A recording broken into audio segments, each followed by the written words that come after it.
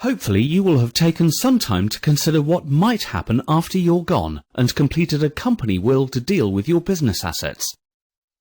Well, that's great, but what happens if you're involved in a limited company with other shareholders, or you are in business with one or more partners? You might have left your company shares or partnership to your nearest and dearest, but how happy will they be if they're not already a part of or understand your business? Would your business partner be happy working with someone who has no previous experience and who really doesn't understand the business at all? What if there are young children to care for? How would they juggle losing a loved one, caring for the kids, and running a business? I would imagine that no one would be very happy with the situation, and that the business would suffer as a result. Given the choice, would your family actually want to work in the business? Or would they prefer to have a lump sum to replace the income they've lost from you? I think you probably know the answer to that. But are there sufficient funds in the business to pay a lump sum or regular income to the deceased director's family?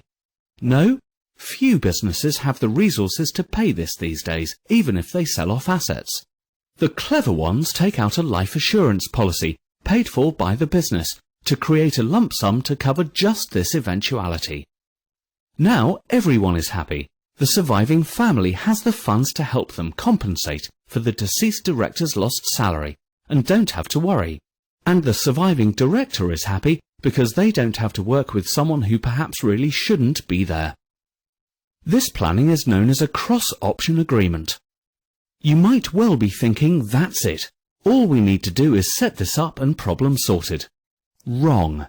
Consider what you, as directors or business partners, would want to happen if one of you became seriously ill, which prevented you from working for many months, or worse, never able to work again. You know you need a strategy in place which protects both the business and the business partner's family. But you also need that same strategy to protect the money left to the surviving family against threats, such as remarriage and care, for instance. What about the surviving director? They used to own, say, 50% of the business, but now they own 100%.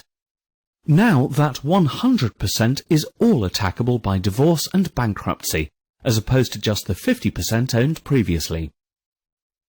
What if the business is then sold? There may be a higher capital gains tax bill to pay and more inheritance tax, simply because the entire business now sits in one director's estate and is not protected.